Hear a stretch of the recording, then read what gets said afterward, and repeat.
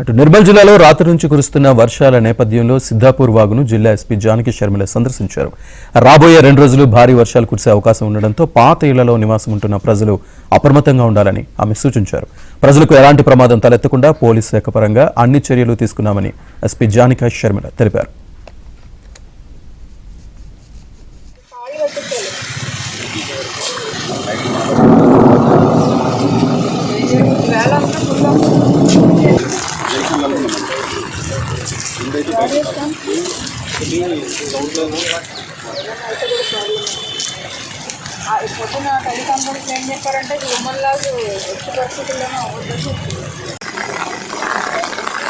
ప్రజలు అప్రమత్తంగా ఉండాలని ఆమె సూచించారు. ప్రజలకు ఎలాంటి ప్రమాదం తలెత్తకుండా పోలీసు శాఖ పరంగా అన్ని చర్యలు తీసుకున్నామని ఎస్పీ జానకి శర్మిల తెలిపారు.